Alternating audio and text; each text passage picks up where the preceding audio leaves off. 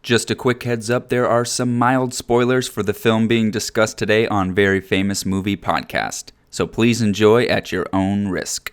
Doctor? Come on, what? Always do the right thing. Get away from her, you bitch! Shit just got real. Dead or alive, you are coming with me. Samsonite! I was way off.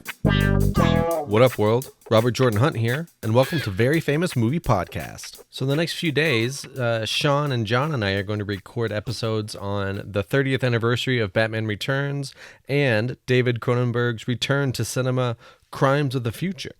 But for now, it's just Jordan. And I want to take a few minutes to talk to you about Top Gun: Maverick.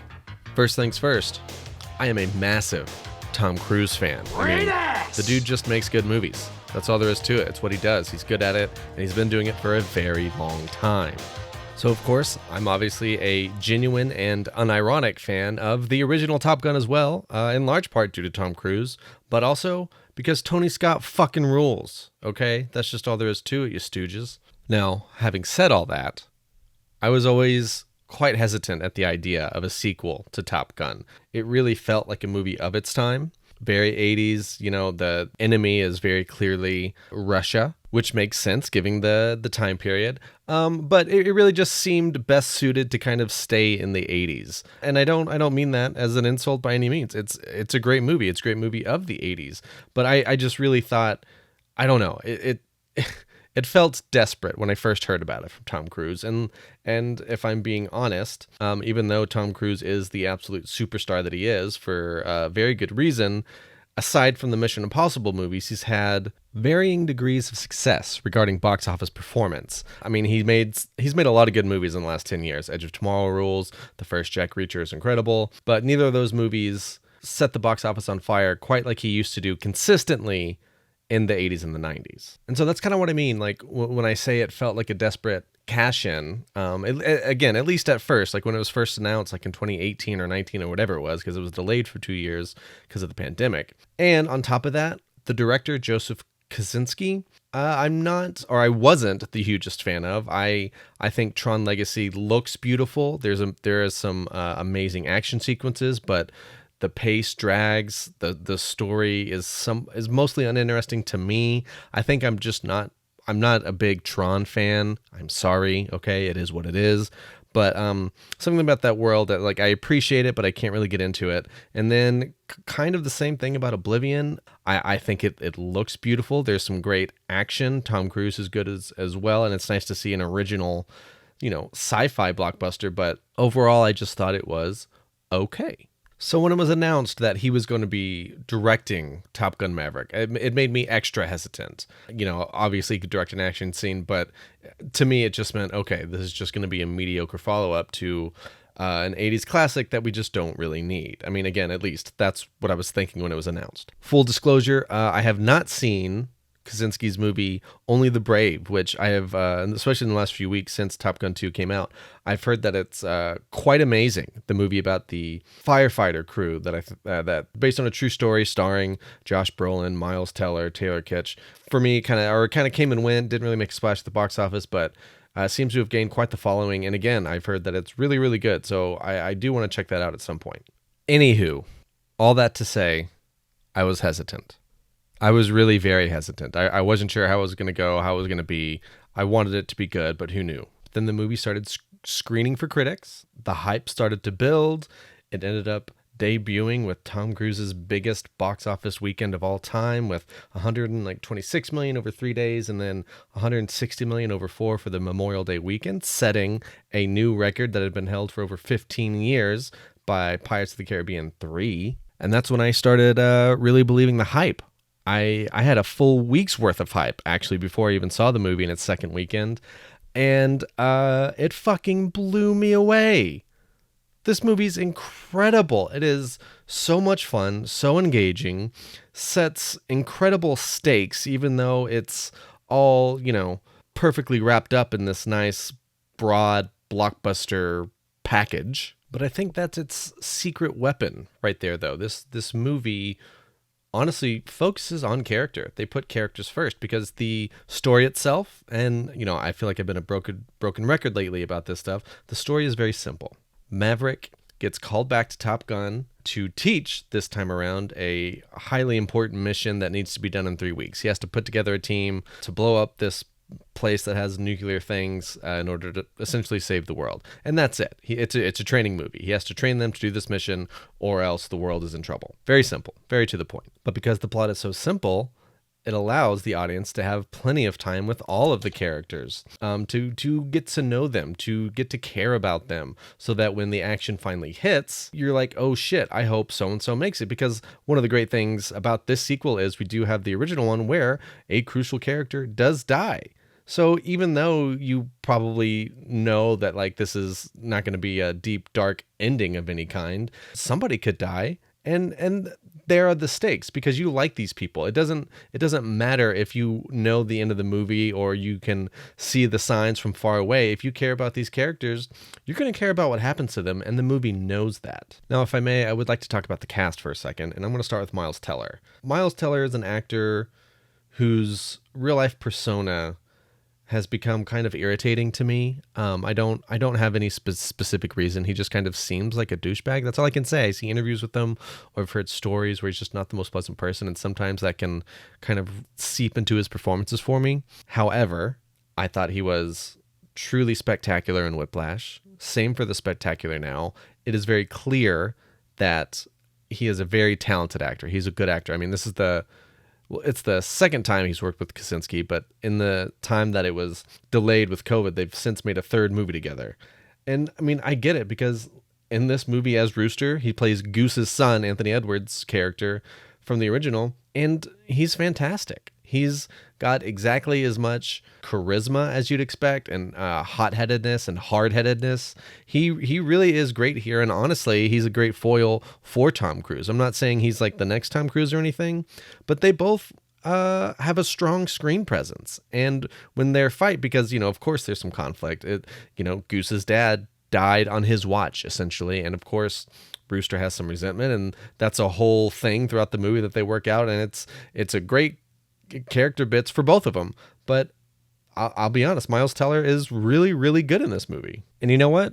The whole cast is honestly really good. There's a who's who of up-and-coming talent in terms of the people who play the students in this, but a couple of the standouts are Monica Barbaro, who plays call sign Phoenix, the lone female pilot in the bunch. There's also Louis Pullman, yes, Pullman as in Bill Pullman's son, whose call sign is Bob. And the stealth MVP of the whole thing is Glenn Powell, who's actually from Austin, Texas, as Hangman. You could kind of say that he's like the Iceman character of this one, in terms of he's very much a cocky asshole leader who wants to, be number one over Rooster.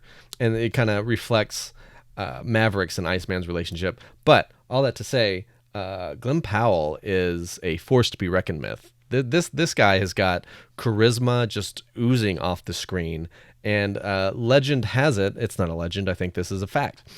Him and Miles Teller were both in the running to play Rooster, and Miles Teller obviously got the part, but because he was so good, Tom Cruise and the producers created the character of Hangman because they just knew they had to get this guy in the movie. And he's fantastic. It's a small part, but he makes his presence known. It's a really great, it's could be considered a star-making performance, if you will. And of course, there is the wonderful, beautiful, amazing Jennifer Connelly as Maverick's love interest, Penny.